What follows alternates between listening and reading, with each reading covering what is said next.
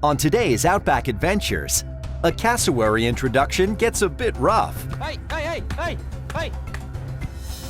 There's a falcon in the factory. And we visit Darwin to help relocate problem crocodiles. Good size freshie.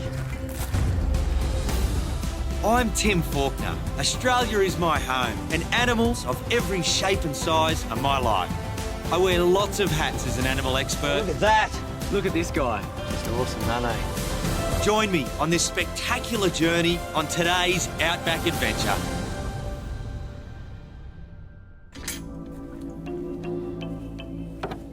Today's a pretty serious operation. We're talking about a true relative of the dinosaurs and one that's known for its sheer aggression. It's a two-man operation, and that's why Obi's here to help. And this isn't a bin, it's a shield. Introductions are scary to say the least. If we have to, we're gonna have to put our bodies on the line, but hopefully it doesn't come to that. Now, I guess you're wondering what it possibly could be. Let me introduce you to the cassowary. Numbers in the wild have dropped to less than 1,000. It's another Australian animal in sad decline, but there's a captive breeding program and we're a successful part of it. Cassowary breeding season is a real time of worry for us, particularly in a zoo because it's a confined quarters. When we introduce two cassowaries, male or female, could go nuts. They rear up, jump and kick. An attack on one another can be fatal, no doubt about it. But it's breeding season and we need to take this window of opportunity. If they get cranky and they start fighting, we need to get in there, use our shields, separate the birds, put our bodies on the line, do whatever it takes to get the birds in separate quarters, because if it goes bad, it can go real bad. You right, mate? Let's go. Where is he?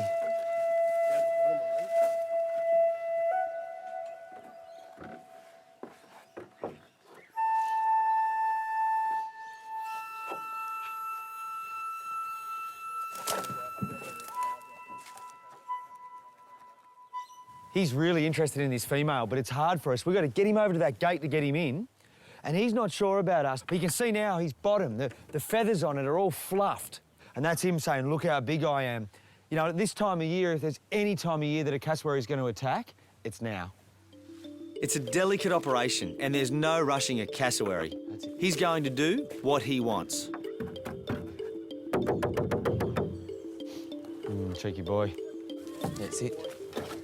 Okay, I'll get that gate, Obes. Just hold him for it. Hold him for a sec. You got him, mate? Gate's open. That's good. Yep, come on. That's a boy. And he's in.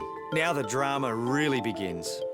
Cassowaries stand high, just sizing each other up, seeing who's bigger, who's stronger. And this female, she'll want a strong male. Come on, mate. Here we go. The preening's good, especially from our girl over there. You know, all girls start playing with the hair a little when there's a bloke around.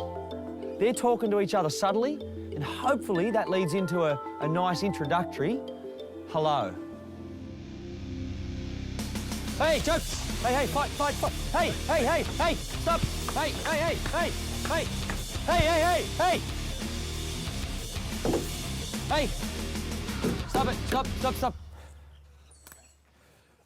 So they've just had a fight, instigated by the male. He's the smaller bird, but always more aggressive. You know, we don't want to see that because hollow bones, they're reasonably fragile up around that torso, but it's settled now.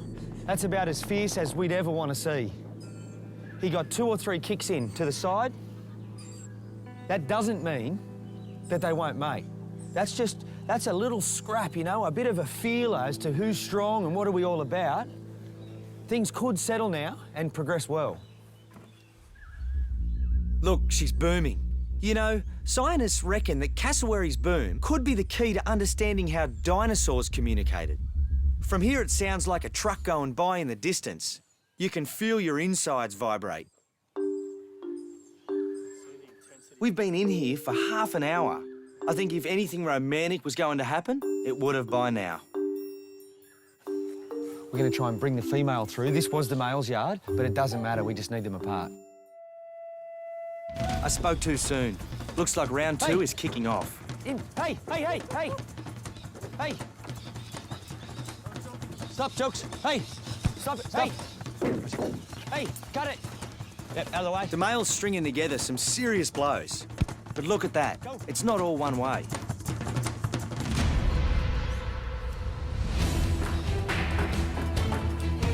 Come on, through. Oh, look at that. Oves nearly took a low blow. Just look at this fella. But finally, Come on, we've you. got the measure on him.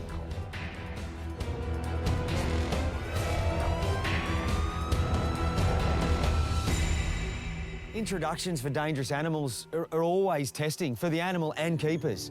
And as far as they go, that was hard. That did not go smooth. Very violent. We've had to split the animals, male back in his yard, female in her yard.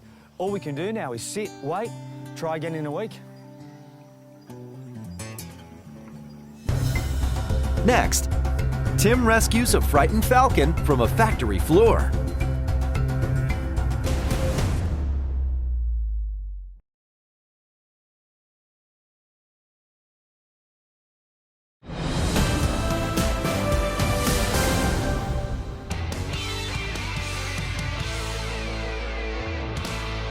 Obes, we've got a bird of prey in a factory down at Man's Road. Can you grab nets and gear ASAP? I'll meet you in the car park. Yeah, not a problem, mate. I'll grab it now. Let's go.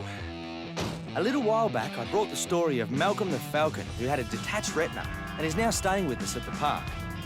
Well, it seems raptors are out looking for trouble, as we've had a call from a local factory saying they have one in the yard who doesn't seem to want to leave.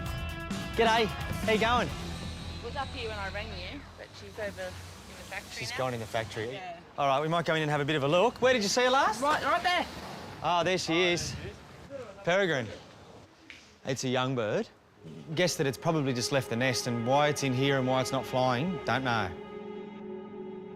I knew it was a falcon, but I didn't realise it'd be a peregrine now. That was a bit of a surprise, that.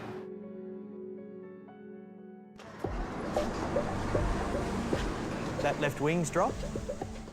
It's flying, but you can see there that that left wing's hanging out. Now, that could mean that he's actually copped a hit, and therefore the wing drops down because it's sore. We need to have a look at him. Come on. No problems with his legs. He's quick, he's agile. As soon as we get near him, he darts down and he's under the cupboards and then he's up and he's jumping across and a bit tricky to catch. Don't go up there, mate. Righto, I'm gonna have a crack. Let's get him. All right.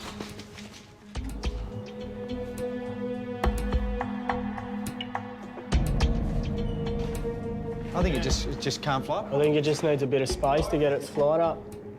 Yeah, we're right, mate. Cheers. Yeah, I realised that he wasn't going far, just the way he's scratching himself and trying to flap his wings, especially in a yard like ours, is unusual. He's looking up at you. We finally managed to capture the exhausted falcon, but all that flapping around in the factory has got me concerned. Look at that. What are you doing in here, mate? What are you doing in here? Oh, what's that? A bit of ruffle there. What's that there? Is that an injury? Not sure what that is. It's strange at the moment, he's really quiet, but he's just scared. He's petrified, he's lost, he's in a factory. I would guess that he's not long left mum and dad and fled from the nest, and it's quite common for a lot of birds that he's just struggling. He can't find the food he needs, he's weak, and now he can't fly where he needs to and he's stuck down low. We'll take him back to the park for further examination.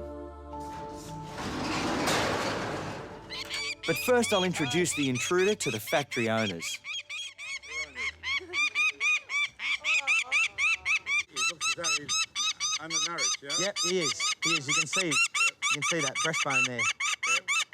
Yep. Have you seen mum and dad at all? No, No? no. There's a sea eagles go over every evening, but I've never seen No. I've been here 50 years, I've never seen one. No. Can you see him locked on there? Once that vision locks onto something, he's on it. He doesn't move. The body pivots and the neck stays still. All right, well, he's lucky anyway. We'll give him a bit of food and get him back up and then we'll let him go. No worries. Thanks for the call. No worries. See ya. Yeah, we just felt really sad that he looked really helpless. Yeah, at least he's got a good ending. Yeah. Come on, mate. We'll get you home. See you at work.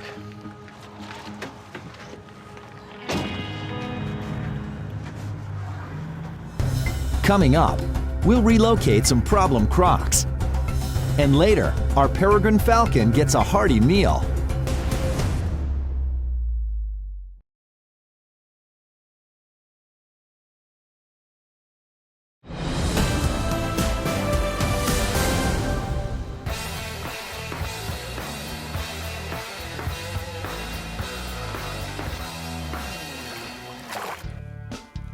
A few years back, the government introduced a Crocwise program to help educate locals and tourists about how to stay safe in croc country, which around here is basically any place there's water. But the government also decided to declare a 50-kilometre no-tolerance zone around Darwin. I'm along for the ride with the Northern Territory Parks and Wildlife Service in Darwin Harbour to see what they're doing to reduce the risk. Tommy Nichols is the man in charge of enforcing the exclusion zone. He heads the team responding to any croc sighting and traps them throughout this huge waterway. Day in, day out, the boys are checking and rebaiting traps to ensure no rogue crocs have made it into the exclusion zone. There's a lot of water to cover up here. So, best case for us is that we have a crocodile in the trap. There's 6 traps that we're checking today. Now, it's not the crocodile's breeding season, so the numbers are a little less than they would be then, but hopefully we get a croc. Okay, this is the first trap coming up. As you can see, the door's still up, so there's nothing in this trap. So what we do is rebait it. These are very simple. The bait's tied up at the other end. There's a gate at either end. This is the door, which is held up. That's held up by a pin. The croc comes in, bites the bait, release that pin, and the door just shuts. How many crocs do you get a year? 220 plus. Yeah. 220, yeah. If we didn't have this trapping set up going, we would have an extremely high number of crocs in here. The traps are certainly working, but what we're doing is creating a vacuum. This is certainly a necessity. Yeah.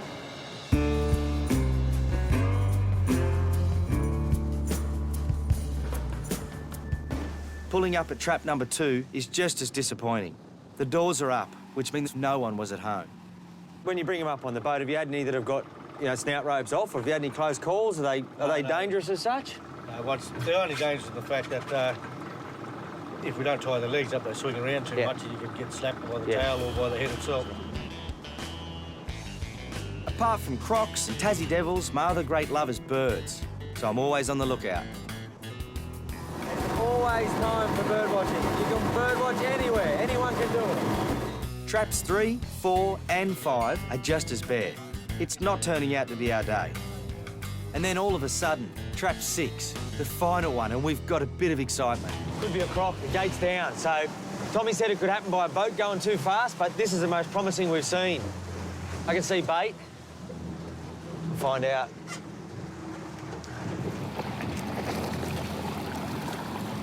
There's no croc. No. We know they're in here. We saw one just a couple of k's back, a little bloke.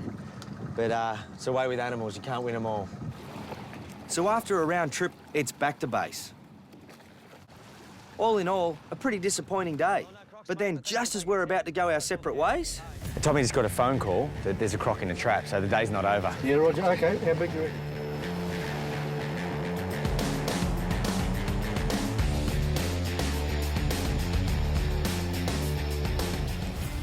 It wasn't long before we were at the site. Well, there'd been a soldy sighted here, and they've set the trap, but they've come up with a freshwater croc, a Johnson's River crocodile. Poses little danger to humans, but they'll relocate him anyway.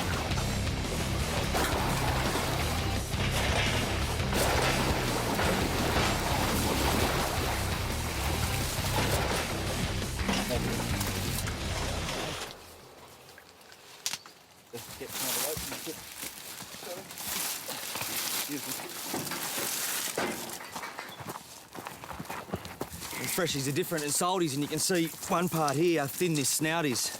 Saltwater croc of this size would have a snout 3 times the width. All right. I'll just tie his head up.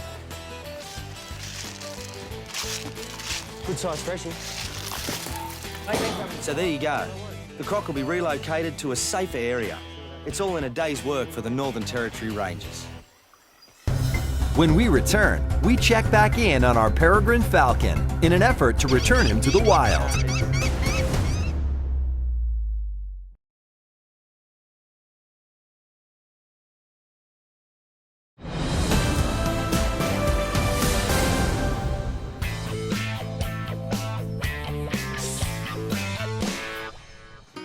on, mate, are you going to play nice?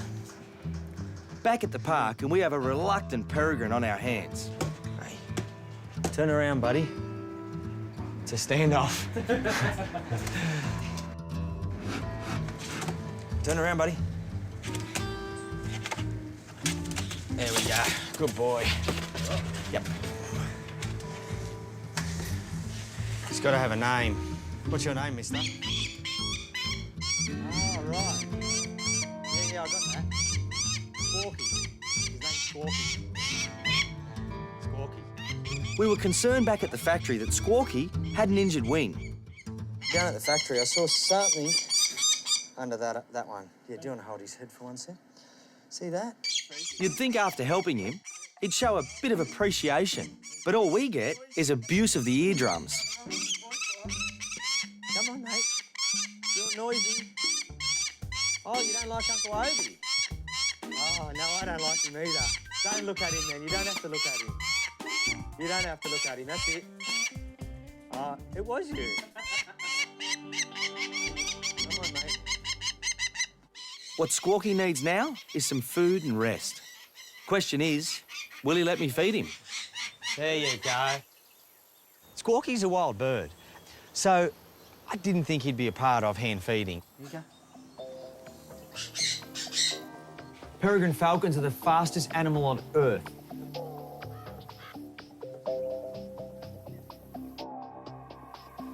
Go on. You got to learn how to do this, mate. Maybe that's your problem. Here you go. You gonna eat it? A couple of days, you'll be strong and we'll let you go. I'm trying to give him a bit of food, but I can see that he can't settle. He wants nothing to do with this. He won't hand feed. Here you go, mate. Just one bit. How about one bit? Oh, almost. He's a bit freaked out from the whole thing, but I persisted. Good boy. Ah, look at that. It's all right. Hey, it's like he took a big breath. And he realises this dude's not going to hurt me, and he's taken food, and that's what we want. We want him to eat. He was starving. He's eaten twice what I'd expect a bird of prey to eat in a day. He really needed that food. So if he can just eat and rest, I think a few days a week, we let him go. We'll leave this here for you. Here you go. We'll see you tomorrow. You get some rest. You look good and healthy. It's been long enough, mate. It's time for you to go. It's a few weeks later and Squawky's a different bird. He needed feeding up and building up a bit of strength. He was a young bird and couldn't fend for himself. Really, it was an easy fix. Feed, shelter, and a bit of TLC. That's a boy. Look at you. I can feel you're stronger. Hey. Things look good for him. He fledged from a nest, probably with other chicks. He'd learnt all the things he needed to from his parents, and he still has those skills now. We've just given him a little bit of help, and he'll be fine. You feel good. You feel clear. Hey. You've certainly got a bit of attitude. Let's go. All right, let's go. We know a beautiful little spot. We're going to let him go there because it's a good spot. We know there's birds around, which is what falcons eat, and it's just a good environment where there's no cats, there's no cars, and it's the best start for him. There you go. Hey. And the ultimate aim, of course, is for Squawky to get over this hurdle, find a mate and have chicks of his own. What more could you want? 1, 2, 3. Up he goes. Keep going. Look at him go all the way. Straight through the bushes and gone. No stopping. That was good. That Maggie come right down and try and hit him. That was good, but to start with, I thought he was going down and then... Flutter. Yep, he picked up. Well, it's nice to let him go. Yep. Not every day we get to do that. He took off, no looking back. Whether large or small, dangerous or docile, these critters make my life a thrill every day. That's a gator all the way up. Wherever the adventure takes me, one thing stays the same: my love for the animals and the environment that surrounds them. I'm Tim Falkner. Join me on the next Outback Adventure.